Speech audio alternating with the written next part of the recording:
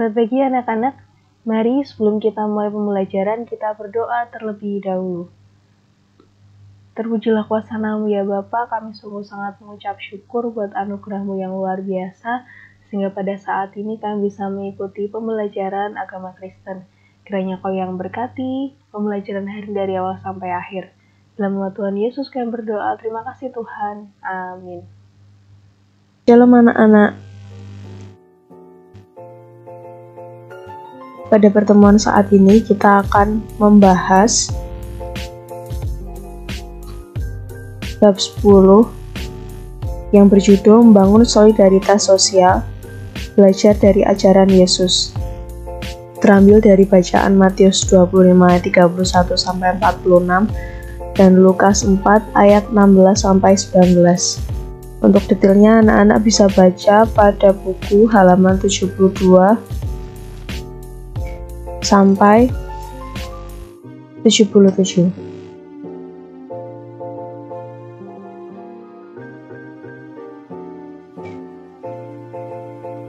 Ketika Yesus memulai pelayanannya, ia tidak memperkenalkan dirinya sebagai seseorang yang memiliki kekuasaan besar di bumi maupun di surga, melainkan ia mulai dengan menyatakan solidaritas pada sesama manusia. Ia mengajar, menyembuhkan orang sakit, membangkitkan orang mati, memberi makan bagi yang lapar, mendengarkan keluhan orang, dan memberi dirinya pada orang lain. Kita bisa melihat bahwa Yesus seperti itu dengan membaca dalam Lukas 4 ayat 16 sampai 19. Ayatnya seperti ini. Ia datang ke Nazaret, tempat ia dibesarkan, dan menurut kebiasaannya pada hari Sabat ia masuk ke rumah ibadat, lalu berdiri hendak membaca dari Alkitab.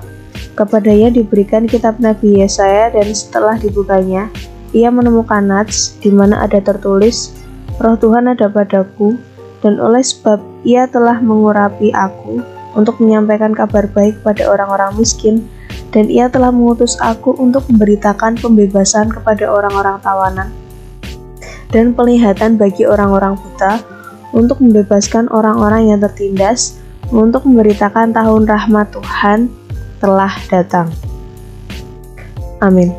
Jadi dengan menyatakan bahwa tibanya rahmat Tuhan ketika Yesus datang, Yesus telah menyatakan solidaritasnya bagi sesama, terutama bagi mereka yang dalam penderitaan. Seluruh pekerjaan dan pelayanan Yesus dilandasi oleh cinta kasih dan solidaritas yang tulus pada manusia. Dan Yesus juga meminta kita untuk melakukan hal yang sama.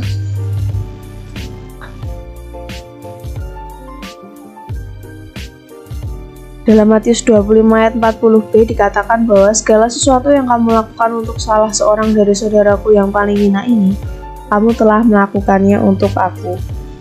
Jadi ketika kita peduli sama orang lain, ketika kita peduli terhadap orang yang menderita, terhadap orang yang tidak mampu, terhadap orang yang mungkin dipandang rendah oleh orang lain, itu kita melakukannya untuk Tuhan, karena Tuhan juga peduli terhadap orang-orang yang tertindas, orang-orang yang menderita, seperti itu.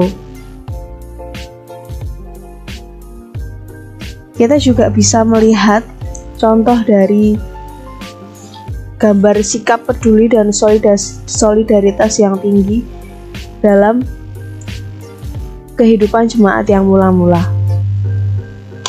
Kita membuka bersama-sama dalam Kisah Para Rasul 4 ayat 32 sampai 37.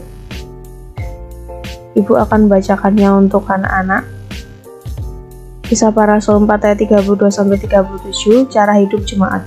Adapun kumpulan orang yang telah percaya itu, mereka sehati dan sejiwa, dan tidak seorang pun yang berkata bahwa suatu dari kepunyaannya adalah miliknya sendiri, tetapi segala sesuatu adalah kepunyaan mereka bersama.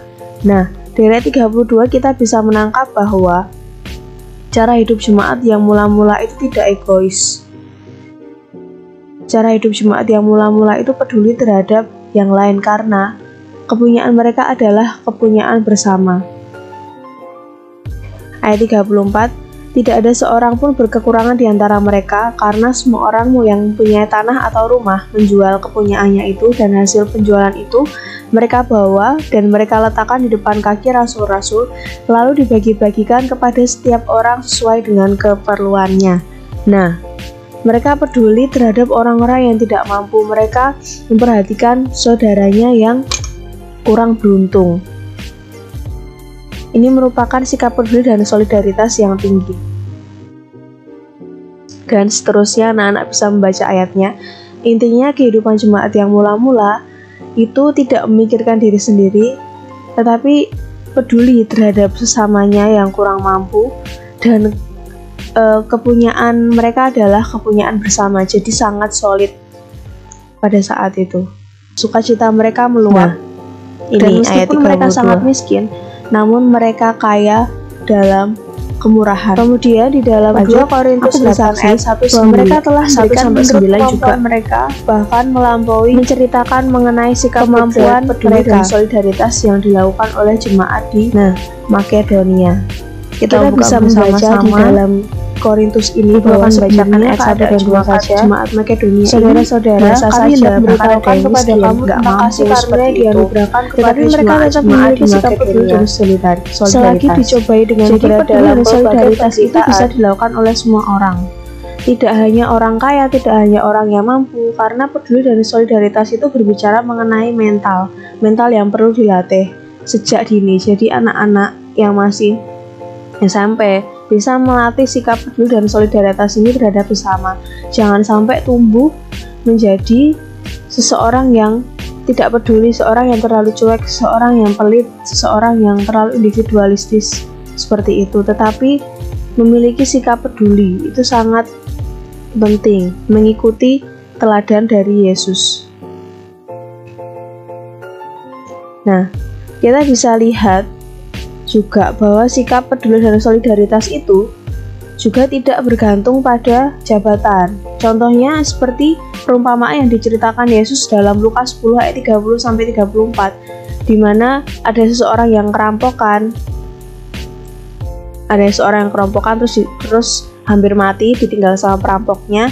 Kemudian dalam perjalanan ada pendeta lewat, ada seorang imam lewat tapi cuma lewat aja, kemudian ada seorang Lewi lewat tapi ternyata cuma lewat aja. Itu dua-duanya gak memberi pertolongan, padahal mereka seorang pendeta yang pertama, yang kedua adalah seorang Lewi. Namun kemudian orang yang ketiga, seorang Samaria, itu peduli terhadap orang yang kerampokan tadi ketika lewat.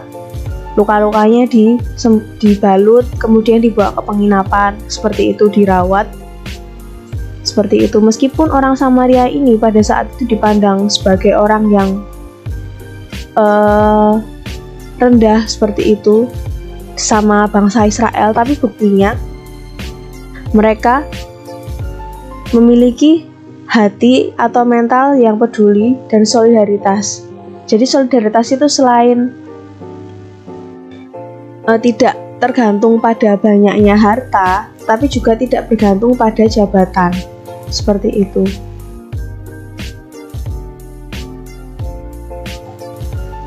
Yesus mengajarkan bahwa kasih kepada Tuhan tidak terlepas dari kasih kepada sama, demikian pula sebaliknya. Kasih pada sama tidak terlepas dari kasih terhadap Tuhan. Orang yang mengaku dirinya pengikut Kristus harus membuktikan bahwa dia mampu menunjukkan dan mewujudkan kasihnya kepada Tuhan dan sesama. Dalam Matius 22 ayat 37-39 ini berbicara mengenai hukum kasih. Jadi apabila kita mengakui bahwa kita mengasihi Tuhan, berarti kita juga mengasihi sesama, karena keduanya tidak dapat dipisahkan. Yesus Kristus mengajarkan untuk solidar terhadap sesama tanpa memandang perbedaan latar belakang. Ini sangat penting. Bahkan perintah baru darinya adalah mengasihi manusia tanpa kecuali. Apapun yang kita lakukan terhadap sesama kita, mendengarkan, peduli, dengan demikian kita telah melakukannya untuk Yesus. Jadi, apabila kita peduli terhadap orang lain, apabila kita itu memperhatikan orang lain, memiliki sikap peduli dan solidaritas terhadap sekitar kita, itu kita melakukannya untuk Yesus.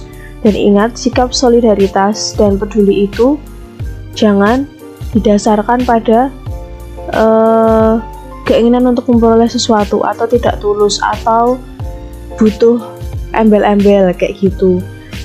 Dan jangan sampai kita memiliki sikap peduli dan solidaritas terhadap kelompok tertentu atau pilih-pilih, tapi kita harus melakukannya terhadap semua orang. Anak-anak harus peduli dan memiliki solidaritas terhadap sekitar tanpa pandang bulu kayak gitu. Jadi nggak lihat latar belakang, nggak lihat kondisi sosial, nggak melihat kaya atau miskin dan lain sebagainya, tetapi harus terhadap semua orang yang ada di sekitar.